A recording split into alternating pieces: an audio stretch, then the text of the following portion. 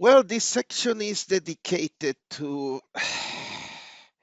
one of the most beautiful things about power system stability. We have been discussing the the single machine connected the mm, to the infinity bus bar. Okay, from the pedagogic point of view that or the academic point of view to teaching somebody power system stability, transient stability, it's probably the most illustrative and the most educative uh, mechanism to teach you. Okay, however, in reality, real power system, they are huge. There are many generators. If you go to continental Europe, we are thousand generators and thousands of transmission lines and so on. It's the same if you go to GB system or the US system. Okay, 1,000 kilometers transmission line, hundred of generators in different places around the country. Okay, for that reason, the first thing that I need that you understand is that even if you apply some mechanism and assumptions to reduce the system to 2 or 3 machines, equal area criteria it has a very limited application. Okay, equal area criteria has a limited application. Um, some research. Coming from Liège in Belgium, some research they extended the single area criteria to multi machines. However, again, still limited the application.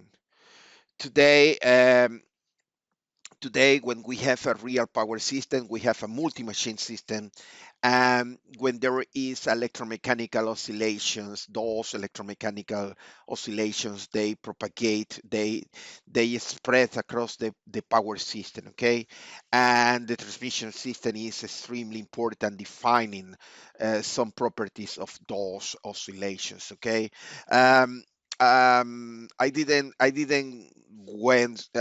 go in full detail when I was explaining synchronizing coefficient, but yes, transmission transmission lines have an effect on the way that the disturbances are propagated and the oscillations are propagated and also dampened into the power system. Okay, for that reason, we need to do something else. Okay, what we need to do is start to study the real power system, the multi-machine power system. Okay, here I must be honest. Okay, this course is for basics.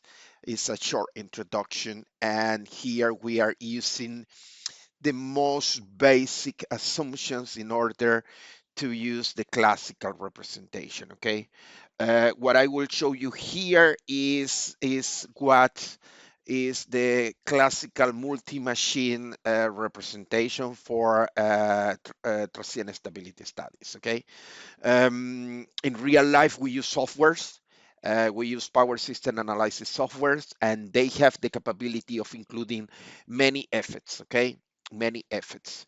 For instance, the first assumption that we will do here is that the mechanical power going into the synchronous machine remain constant during the full period of oscillation.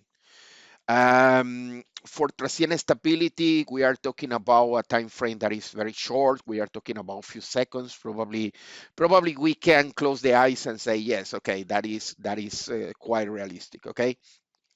However, in real life, if we have a big system, yes, governors they have some impact on the dynamic performance, okay, of the power system, especially for frequency stability, of course. Um, Damping.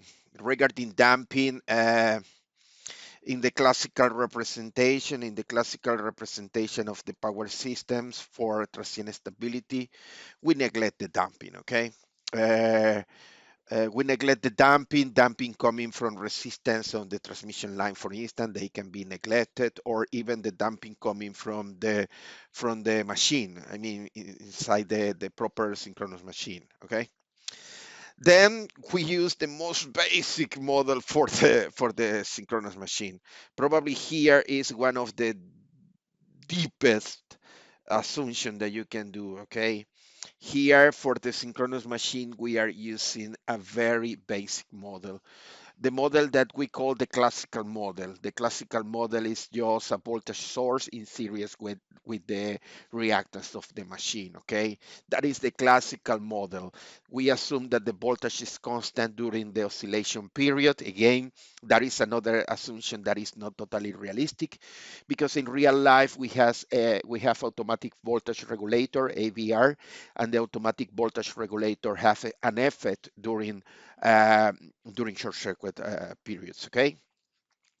Another thing here is that we say that mechanical angle of the rotor is numerically equal to the uh, internal voltage angle delta. Okay.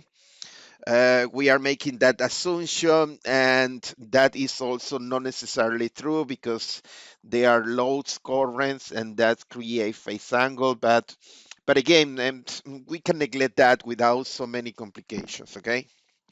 Another assumption here is that all the loads, they are represented as constant impedance. Okay. You must remember from load flow, there are many ways to model the loads. Okay, from the load flow point of view, from the power flow point of view, modeling a load is extremely simple. You can say there is a P constant, impedance constant, of current constant, okay? Because the classical dependence is the voltage dependence. That is mainly the model that we need to take care when we are using power flows, okay? However, from the dynamic points of view, wow, loads are extremely more complex, okay? Dynamic loads, that is very interesting and exciting topic, and I'm afraid that we don't consider that in these classes, okay? If you want to learn something more, you must take my classes of advanced power system or power system dynamics, okay? But coming back to my explanation, here we can assume that all the loads are represented by impedance, okay? An impedance that is a shunt impedance connected between the load and ground, okay? And that all those five assumptions make the system what is the classical representation, okay? Okay, as we did before with the equal area criteria, if we are studying uh, uh, mm, transient angle stability, we need to take care about all the possible scenarios. We need to know the steady state pre-fall condition, and then depending of the fall conditions, we can have fall condition and post-fall conditions. Okay, what I need that you understand is we need the full details before the disturbance happen, and then during the disturbance we need to take care about any possible changes on the network, changes like opening lines or closing lines, or tripping generators or anything like that. Okay, we need to have a full representation of the pre-fall conditions, during the fall condition, and the post-fall condition. But essentially, I need the pre-fall condition, okay? When we are working in a multi-machine system, one of the requirements is I need to know the load flow previously, or the power flow previously to the fault, okay? That is a requirement. However, that is good news, because all my students, they are so clever and they are extremely good on power flow analysis. They took a very good classes about power flow analysis. They are extremely clear on power flow analysis on multi-machine system. That is no problem. When you have the data coming from the load flow analysis, you can use that data, and the next job is to calculate the internal voltage of every single machine. Okay? And that is extremely simple. It's just circuit analysis. You can use the equation inside the red box over there. It's very simple. The internal voltage is equal to the terminal voltage plus the voltage drop across the transient reactance, okay? Also, as we solve the load flow, we know the value for P and Q at every single bus bar with loads. We know P and Q consumption at the loads. And also we know the magnitude for the voltage, terminal voltage at that load. That means that we can use a single admittance in order to represent the loads, okay? We can use that single admittance and we can represent the loads, okay? On the right hand side here, you can see what is extremely, extremely important. What you need to understand is that that representation over there is the representation showing you N generators, N generator, N coming from November, N generators. And those N generators are connected to the transmission system, okay? Those N generators, they are connected to the generator system. And here on the other side, we have M loads, M loads connected to the transmission system, okay? As you can see the loads over here, you can see that we are using admittance in order to represent those loads, okay?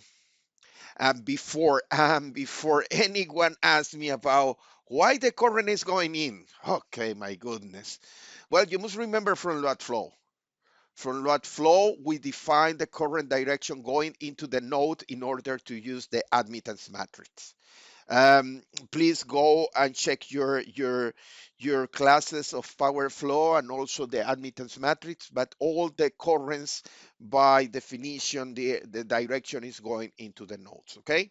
And we are using over there the admittance matrix, the Y bus, in order to represent the system. Well, something that is very important. Here we have impedance and admittance, and we can reduce the system, to be honest. I want to reduce the system because if I am interested on the transient stability of the power system, what I need to solve the swing equation is what is the electrical power that those generation units are sending, and how that electrical power is affecting the power angles. What I'm trying to say is we have this transmission system that that the model is defined by a impedance matrix or admittance matrix. Then we have those loads over here. Then we have those loads over there, and those loads, they are connected also with the transient reactance that is coming in series with the generators. What I will do now is doing something quite interesting. Instead of using the N plus M November plus Mike bus bars, I will reduce the system, and I will reduce the system inside these blue bots. And that is what I will call the reduced or augmented, the reduced model of the augmented network, okay? That is what I want to do. I want to add the transient reactance of each generator into the admittance matrix, and also to include all the admittance of each bus bar inside the matrix, okay? Here, you must remember, this is my explanation. I am just doing this explanation in order that my students can see the reduction process. What I am saying is I have this big admittance matrix where we have the original transmission matrix coming from the N plus M bus bars. Then we have here two matrices defining the connection between the generators and the loads. And here we have another matrix defining the subtraction reactance of those machines. Okay, anyone is able to do this. This is basic mathematics. Okay, but this matrix over here, I would like to reduce that matrix. I would like to reduce that matrix and simplify that matrix. Because if I simplify that matrix, I started with a big power system with n plus m bus bars, and then I will reduce the system to n bus bars, the number of generators bus bar, because I just want to know is the power transfer between them and the relationship with the power and the angles, no more than that. I don't need to see where is the power moving in one transmission line. I don't need to know that. I don't need to know what is the voltage on terminal of one load. I don't need that. From the transient transient stability point of view, what I need is this equation over here in red color. And what is that? That is the equation defining the electrical power that one generator is inserting or injecting into the power system. That is the equation that I need. And that equation is basically related with the reduced size matrix, the n by n matrix, y reduced matrix. Okay? Okay, good. Now,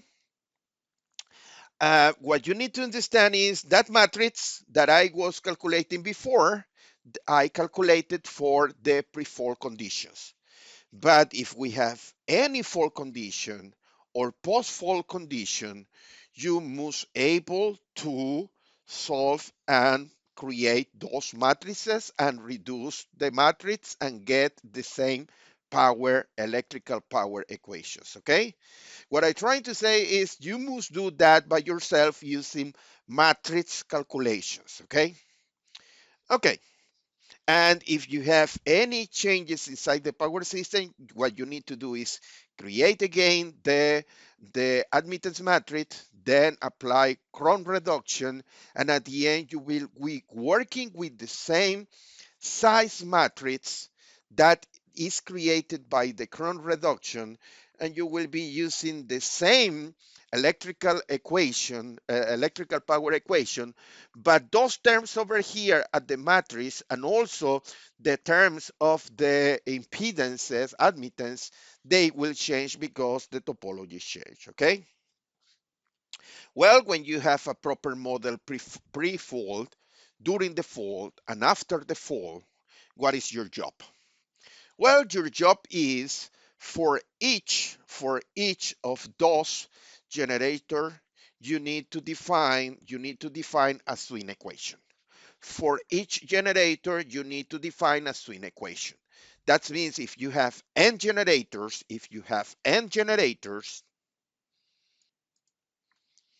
well, n swing equations will be required. What I'm trying to say is if you have n generators, you will have n second order differential equations. However, I say to you that second order differential equations, you can solve second order differential equations using numerical calculus, okay? That is not a problem. However, for simplicity, instead of using a second order differential equation, we simplify the problem dividing a second order differential equation is equivalent to having two first order differential equations. What I'm trying to say is having a second order differential equation sometimes is a bit complicated for calculations and also is enmascarating, is hiding some information. We prefer to use two first order differential equation. One of the reasons that we prefer to use two first order differential equation is because when you solve those differential equations, you are collecting twice information because you are getting here the angle and the rotor speed at the same time. Okay, that is the reason that we want to use two first order differential equation instead of using a single one. Okay, well, now what you need to do is, okay, we have this equation for electrical power, but this equation is valid depending of the stage that you are calculating. What you need to do is during the fault, use this matrix coming during the fault, and after the fault, you will change this matrix element by using the appropriate post-fault matrix, and that is all. What you need to understand clearly is that this solution is based on those equations, and the main changes are related with the location and the duration of the fault. Okay? Okay, it's quite simple. It's quite simple. And then what we need to do is, after solving those differential equations, we will get the solution. The solution will be a set of data, and that set of data will include the swing curve of every single generator. What I'm trying to say is that you will get the angle versus time for every single generator, and then you will plot them.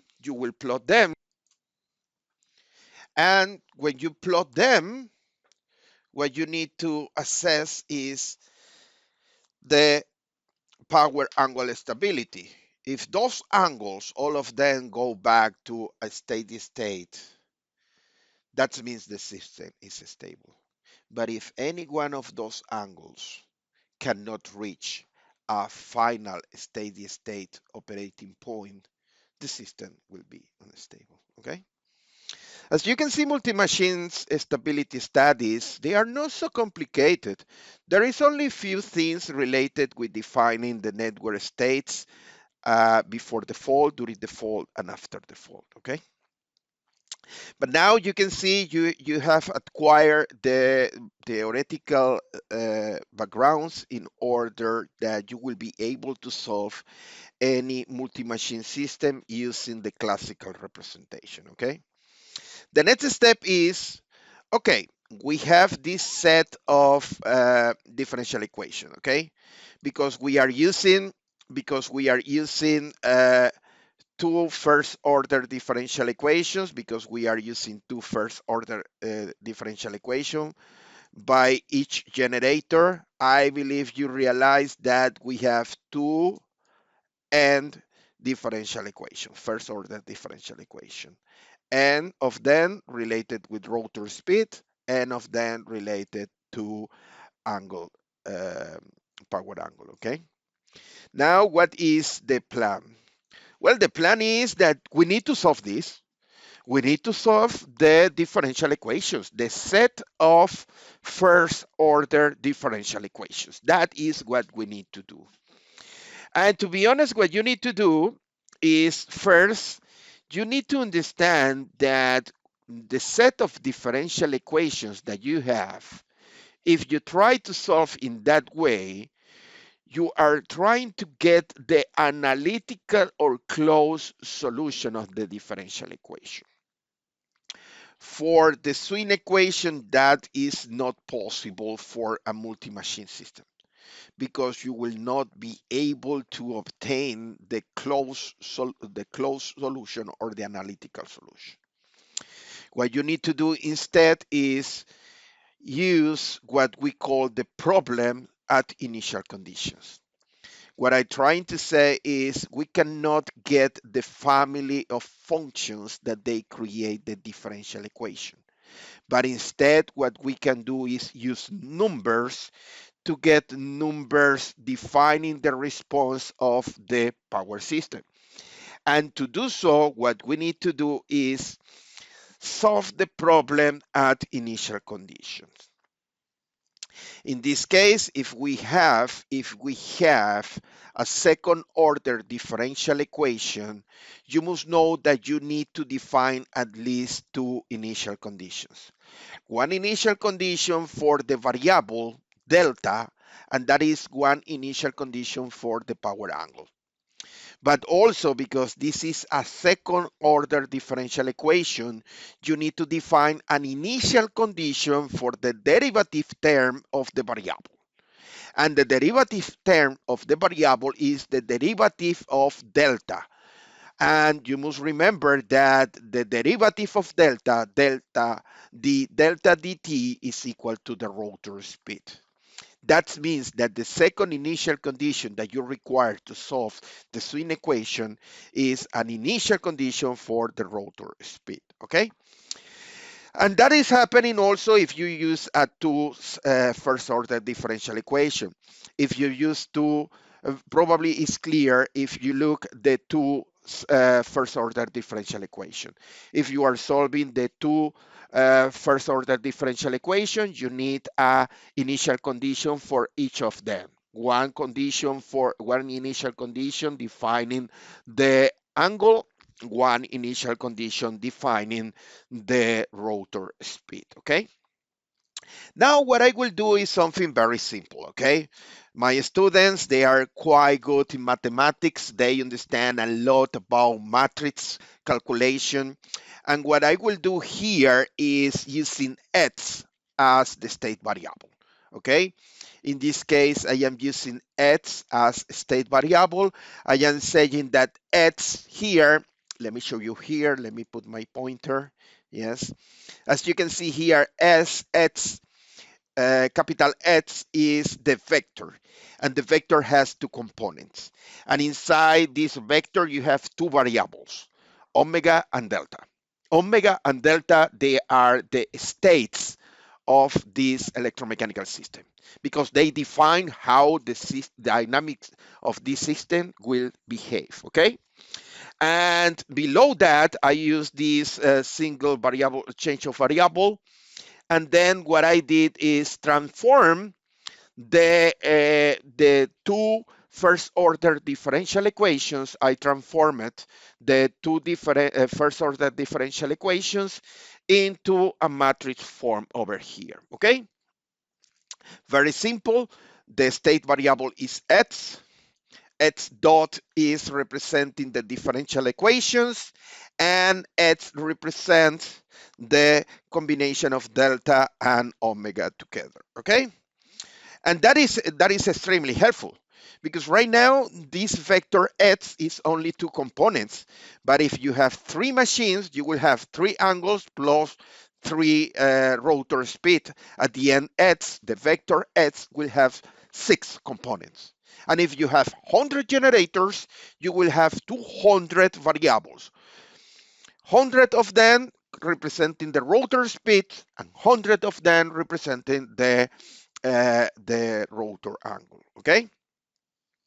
But finally, what I want to do is show you here, you can see in the red spots over there, beautiful, beautiful. Over there, what you can see is the matrix, vector matrix representation of a set of first order differential equations, okay? And that is what we call a problem that can be defined for initial conditions based on the Cauchy problem. And what we need to do is solve that mathematical problem, okay? What we need to do is solve that mathematical problem, and there are many good techniques to solve the problem, starting from the most basic one coming from Euler integration method. Any method about numerical integration can be used, okay? When you have the problem in this vector and matrix way, the solution is extremely simple because any numerical integration method can be used. You can use, for instance, Euler, or you can use Euler, modify Euler, or you can go even to the most interesting and useful methods like Runge-Kutta, high order Runge-Kutta. Again, what I'm trying to say is when you have your mathematical description of the stability problem in a matrix way, it's just question of defining the proper solution techniques, and from there you will get the solution, okay? Okay, what I will do now for the few more minutes is I will introduce you to the most basic and probably the oldest way to solve the swing equation. Okay, this method received the name step-by-step solution. Okay, step by step is not like you are imagining somebody walking and there is a step and another step. No, what we are doing basically here is we have an integration frame, and you have very specific discrete points, and what you are doing is finding the solution of the differential equation one point at a time. Okay, what I'm trying to say is when you are solving the differential equation, refer to the transient stability problem, there are many methods, okay? Many methods available, and the mathematicians, they are quite good defining those methods, okay? But those methods, they are mainly defined to solve the problem of first order differential equation, a set of first order differential equation, okay? You can use very interesting methods like Runge-Kutta, as I said before. However, for manual calculations, to be honest, that is a bit complicated, okay? When we use very good integration method is because you are a good programmer, and using Runge-Kutta or modify Euler or something like that, you prefer to do that by coding your own program, okay? In this very short section, I will tell you about the step-by-step method. The step-by-step method is based in two assumptions, basically. The two assumptions here is that you assume that the accelerating power is constant uh, during the step. Okay, I mean at the beginning of the step, the acceleration power is assumed to be constant until you reach the middle point of the interval. Okay, and then you will do is you will correct the angular velocity based on this acceleration power, but you will do that based of assuming that through any interval, the angular velocity is constant and is equal to the value that is calculated at the middle of that step. Okay? Probably using this kind of vocabulary, my students, they are a bit a bit confused. Okay, what I will do is the following. On the right hand side, there is a plot that will help you to understand the things. Okay, let me go down here to the right hand side, and you can see over there are three steps. One step is j, the other one to the left-hand side is j minus 1, and the other one is j minus 2, okay? What I'm presenting over there is there are three steps, j minus 2, j minus 1, and then j, okay? And every single of those steps, the size of those steps is delta t. Delta t is the time between the one point that is j minus 1 and j. That is delta t. That is seconds, okay? Okay, good. And the thing that you need to understand is there are some assumptions that you must take in account. One account is that the acceleration, power acceleration that you have at the very beginning of the step is constant until half of the step. I will tell you again. What I am saying is that this acceleration power is just constant for half of the step.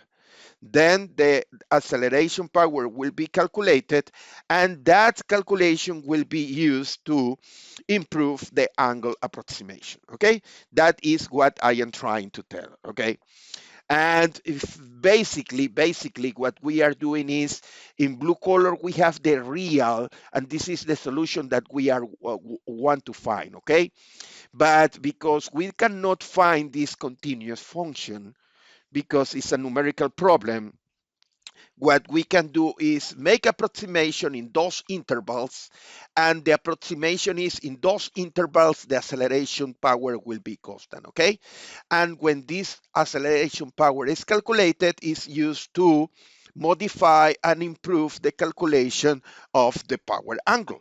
Okay, Here on the right hand side, I try to explain that using the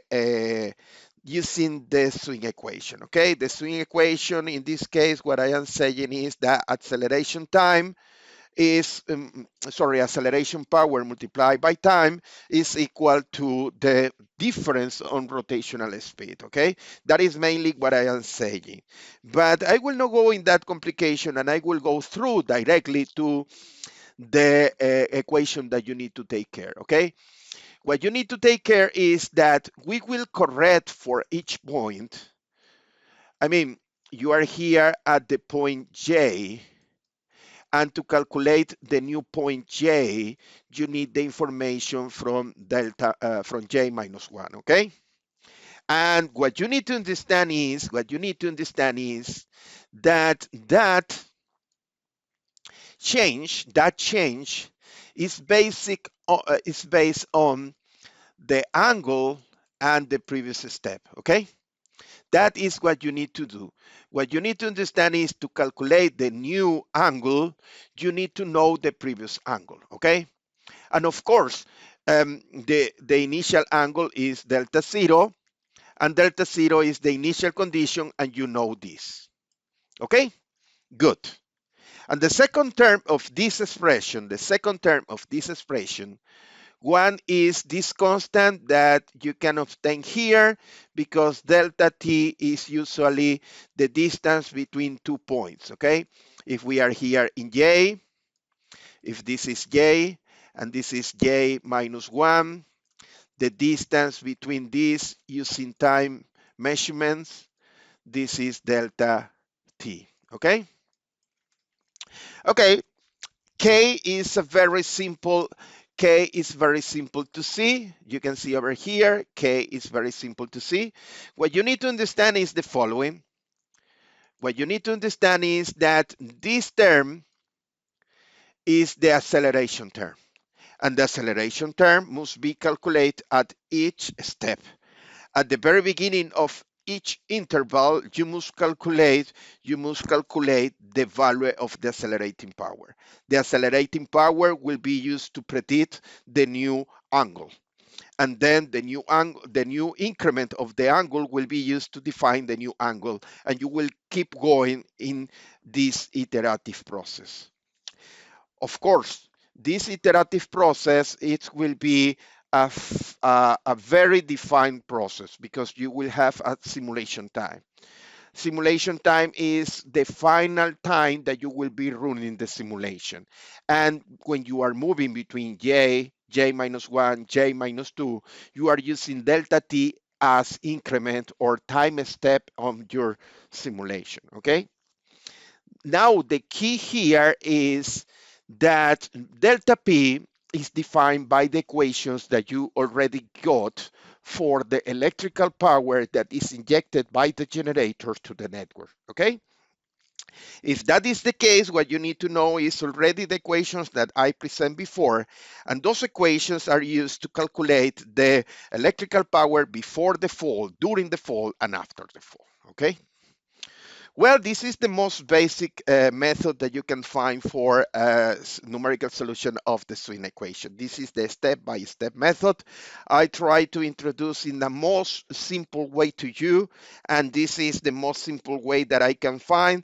This is basically the two equations that you need, and this one is coming from PLEC that you already calculated, okay? Because if you remember, acceleration is P mechanical, that we assume constant, yes, minus P electrical, and that is the one that is changing, okay?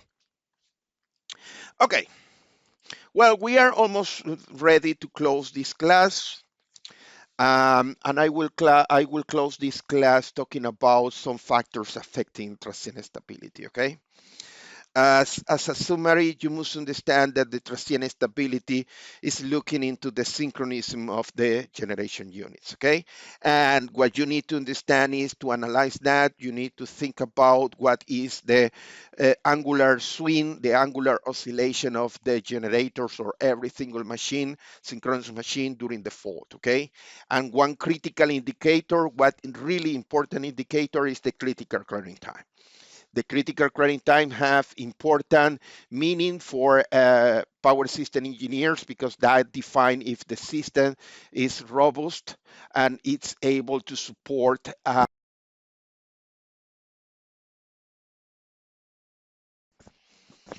but also the critical crunching time is extremely important for power system engineers. And it's extremely important for power system engineers because, of course, we need to make all the protections to trip before the critical crunching time. Okay. The good news is the following. Transient stability has been a problem for many, many, many years. However, we have evolved a lot in power system in the recent years.